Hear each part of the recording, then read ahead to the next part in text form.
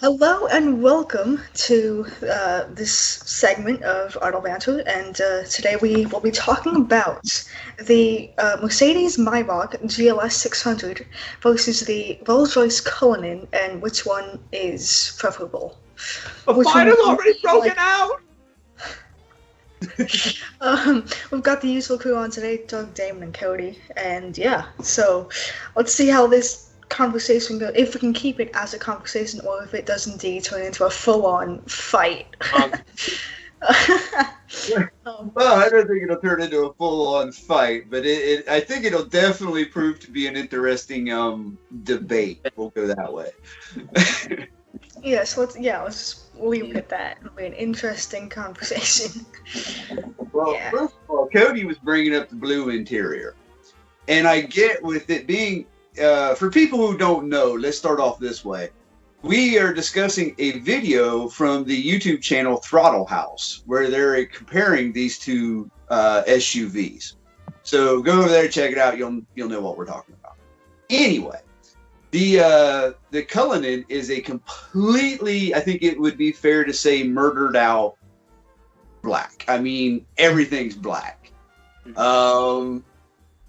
I've always said I'm kind of I don't mind the Cullinan. I think it looks fine. It's a Rolls-Royce. It's allowed to have the big outlandish grille, which technically I don't think is that big. I really don't.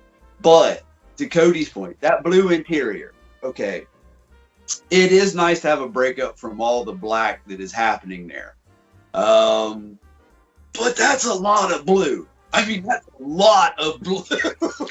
It is one of those things that would almost give you an epileptic seizure if you looked at it for too long.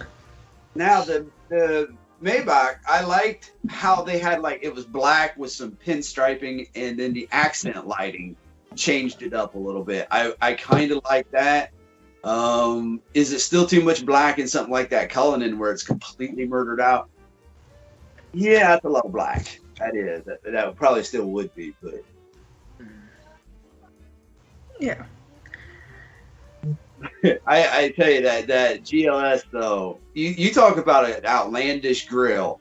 First of all, when I seen it, the first thing I thought of was what was it? The late '90s era GMC trucks. It just looks like they stole a grill out of an old GMC truck. And then if you look at it with the chrome grill underneath, it looks like it has a chrome mustache. It don't look good.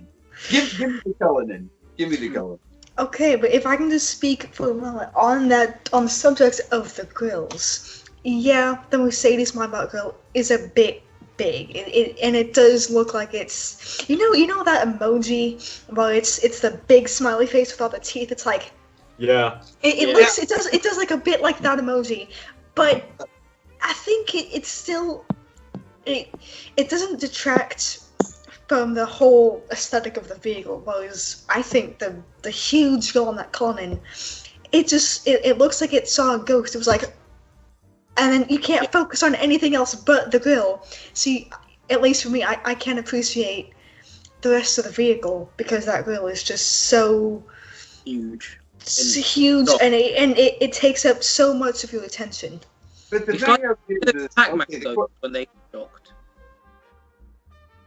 Sorry, what was that, Damon? You know, if the Pac-Man ghost had a mouth when it got shocked, that okay, well, the thing of it is okay, how many people actually like, let's say, a Phantom or a Ghost or a Wraith for that matter?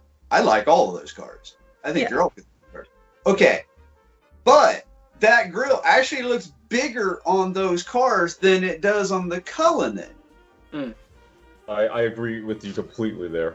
Because Yeah. on the Cullinan, it looks fitting because it's a big front end. And it makes the grill look small. But when you get down to even, let's say, the Ghost, the smaller of the group, that grill becomes huge. But since it's a Rolls, it fits. It's supposed to be. it's a Rolls. designed like that.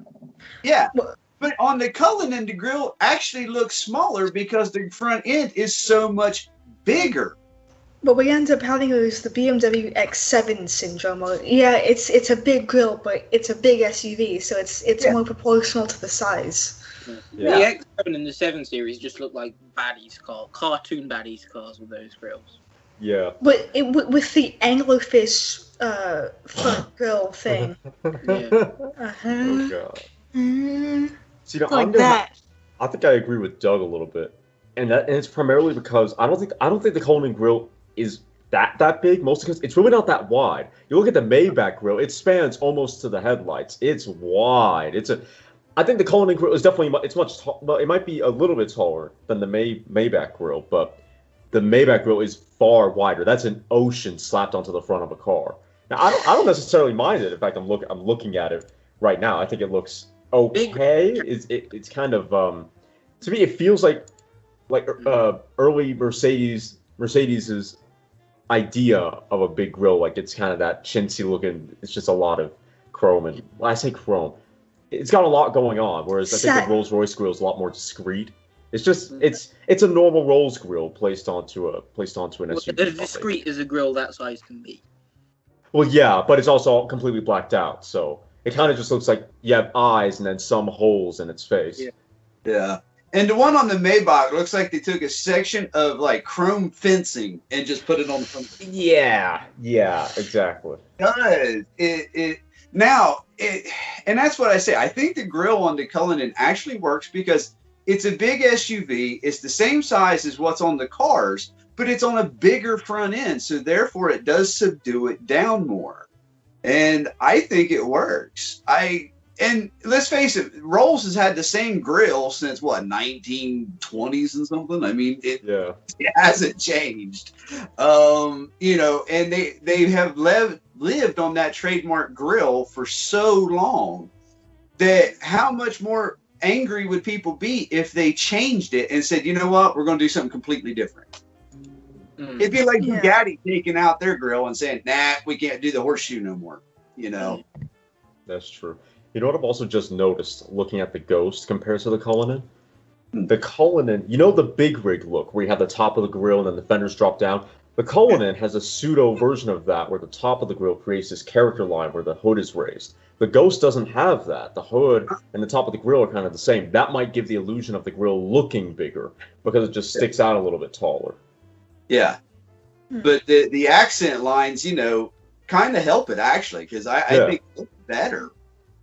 Yeah, it kind of brings to mind the old Rollses of the 1920s where you have that massive grill and that imposing presence of a hella expensive, very exclusive car. It adds a little bit of power to the stance. I'd agree with you. What was the old silver? Was it the Silver Shadows of the day? Yes. Those had massive grills. Massive. They looked like chrome radiators out of a school or something. The big heating radiator. Yeah. It was like someone took your outside barbecue cooking grill and just slapped it on the front of the car. Yeah. And nobody said anything about it back then because it was a Rolls-Royce. And it looked good. That was their signature mark. And when I brought up, of course, that video just come out last night. So I sit down on the couch and I turn my TV on and I start flipping through because, like everybody, I control my TV with my phone. And of course, I bring up YouTube and I'm like, ooh, Throttle House has a new video. And I seen that murdered out Cullinan. And I was like, I want that. I fell in love with it immediately. And it was like, oh. And then I seen that blue interior and I thought, the problem I have with murdered out cars is it's a thing in London. It's a thing in London which is very annoying because it's fine on a high-end car, but when you've seen it on enough BMW 1 series, to the point where it's better than, or God forbid, a Corsa, completely blacked out, back wheels, back interior, it ruins it. So I don't like murdered out cars either. You know what's bad is a completely fully blacked out Ford Fiesta. Yeah, that's I'm the like, one. come on, man! You've got to be kidding me. Black wheels, black wing mirrors, black everything. It's just bad. Well, that's just a Fiesta ST in my area. They've got some of them. They have headlight mesh as well that gives the illusion that the headlight's tinted, and they have the rear light smoke tail. It's basically the most, and the windows are tinted, so it's barely illegal. It's basically the darkest car in existence. Is one of those. I saw that yesterday on a Honda Accord. It was the two. Was. Okay, but here's the thing. It wasn't even blacked out. It was white with white windows, black wheels, and it had like smoky tail lights. You know the ones on the new Audis and the new Fords that when you turn on your turn signal, it kind of comes out like that. Yeah. You know those? It had those, but it was aftermarket. And the headlamps were also kind of that, like, deep, kind of smoky color to them. They're kind of, like, grayish, smoky color. And I'm like, you've got to be kidding me. If you wanted a blacked-out Honda Accord, then just go buy an actual blacked-out Honda. See, We'll go buy a car. Cool. Yeah, what we're all talking about are cars that are meant to look gangsta, but they don't, because here in the States, what Damon described, that would be a poorly finished, matte black 2012 Dodge Charger.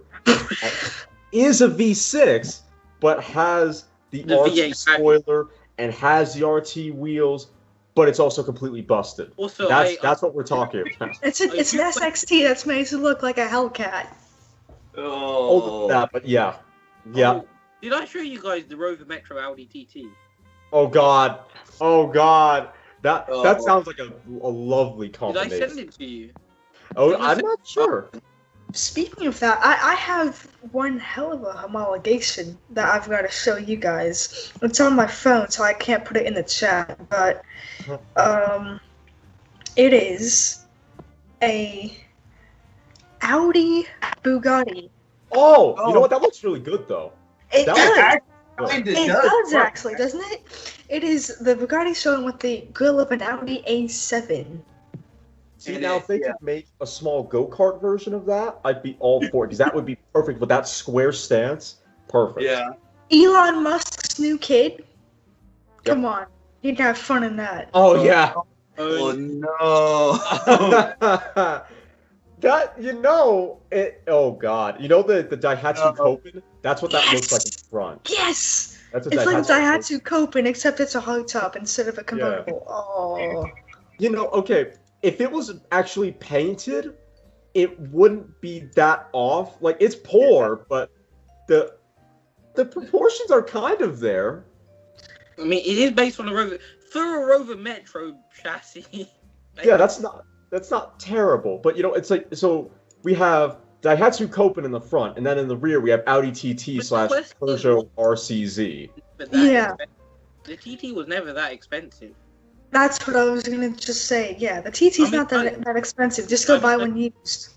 The worst one I saw, I think, there was an MX-5 that had been converted to look like a Z3. M? Yeah. Wait, you said M3. Made to look like an Z3M. Oh, okay. So what they did was they cut the bonnet from the A pillar forward, added like a foot of hood, and then job done, right? Because that's a Z4, effectively.